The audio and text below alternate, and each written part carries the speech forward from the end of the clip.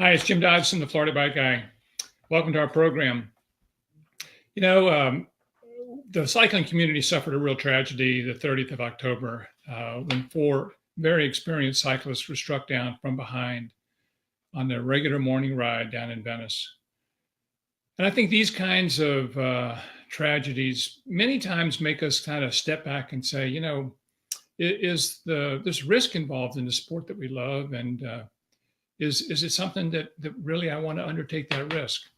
And I think it's kind of a common sentiment for us to look at that. I think it's good for all of us to look at our lives and evaluate what we're doing. Some months ago, Bicycling Magazine had an article by a bicycle lawyer out in Colorado, Megan Hottman, and she had been affected similarly by the death of Andrew Tillman, who was an editor for Outdoor Magazine. And Andrew had been on a regular ride. He was up in the hills and he was on the side of the road changing a wheel on his bicycle, had a flat. Two cars collided and one car was careened into him and killed him, took his life while he's off the bike on the side of the road repairing a flat. Megan knew him, and she sort of went through the same catharsis of thought. This is a sport that I enjoy. I really lost a dear friend.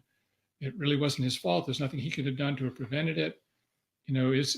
How do I address this? What do I do?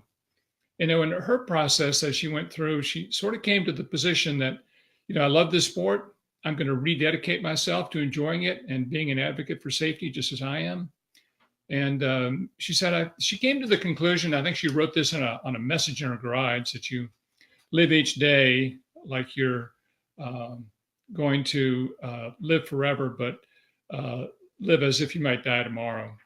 I guess it's dream as if you're going to live forever, but live as though you might die tomorrow. And I think there's an important message for all of us in that.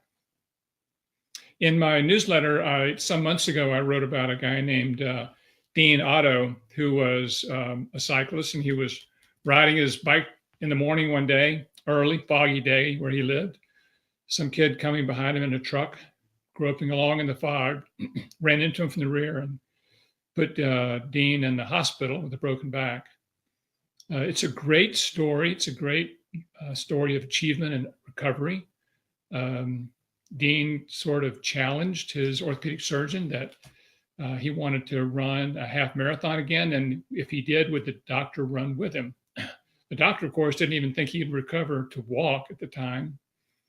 But really a story of attitude, persistence, and belief that he would recover. Dean did recover, and he actually had an encounter with the driver who came to see him. And Dean had an opportunity to forgive the guy, which was astonishing to the driver. And the story ends when the three of them, Dean, the orthopedic surgeon, and the driver, run this half marathon together. Quite a story. So I also ran across a story about Ann Davis and Laura Stark, who were riding across the country to raise money for a cause. And somewhere in Idaho, a car ran into them, killed Ann, and paralyzed Laura from the chest down. So what do you do in that situation? How do you respond? Laura spent 2 years in recovery, had to come back on a hand trike, and 2 years after the crash, she went to the spot of the crash and completed the ride to the Pacific in support of what she and her friend had started out to do, and in support of the fundraising effort that they had made. She made a decision, that to live her life to the fullest and not let this injury, this tragedy, stand in the way of what she enjoyed and wanted to do. I think that a lot of these stories remind me that what really helps people overcome a tragedy is finding your purpose. What is it that really you enjoy? You look forward to doing it. It adds value to your life. And I think that's the way most cyclists look at what we do every day. It seems odd maybe to people who don't enjoy the sport, But to those of us who ride the bike and enjoy riding the bike, I think it is kind of becomes the essence of who we are in many ways.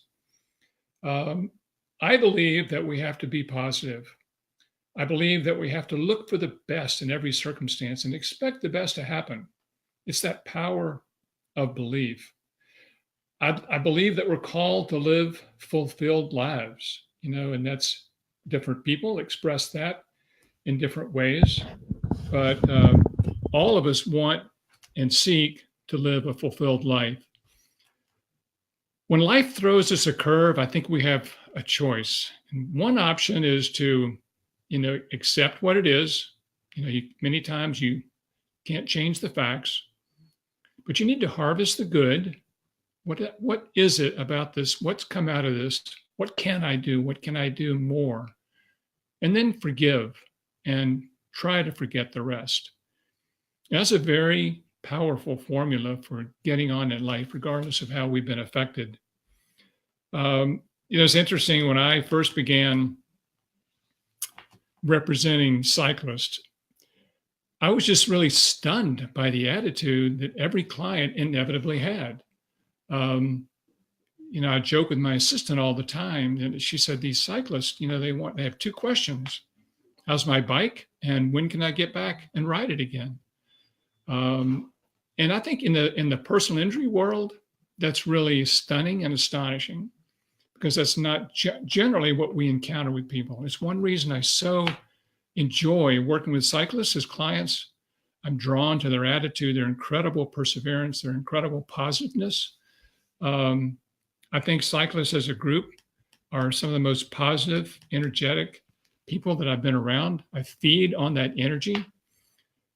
And I think that, thinking back on the tragedy and, even if we're not directly affected, we think about it. People are talking about it across the state, how something like this could happen.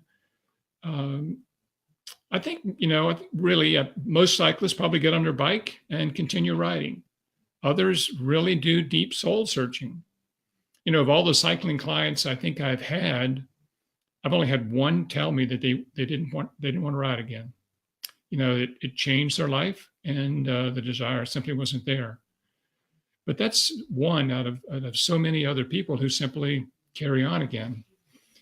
I think you have to obviously respect everybody's response to something like this, whether you're directly affected or not. Each of us have to decide on what's important to us. We have to look at our mortality, look at our lives. What do we value? What's important? What risk are we willing to take? I certainly respect the decision that some people might make that the sport is dangerous, and maybe I don't want to accept the risk of this sport anymore. I understand that.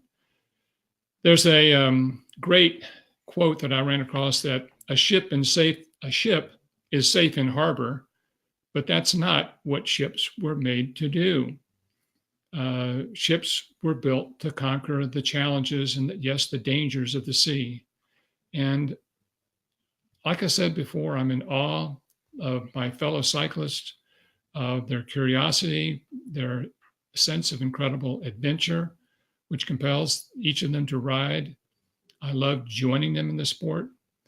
And I think that regardless of, I can say from my own standpoint, regardless of what the decisions people make, I think they have to be careful that we don't become timid, that we don't become people who want to tiptoe through life simply to make it safely to death. And I can tell you that the cycling community does not do that. And I praise them and applaud them for it. And I applaud all of you for joining me today. I hope this helped kind of address some of the issues that are on our minds. If I can ever be of any help to you in any way, reach out to me.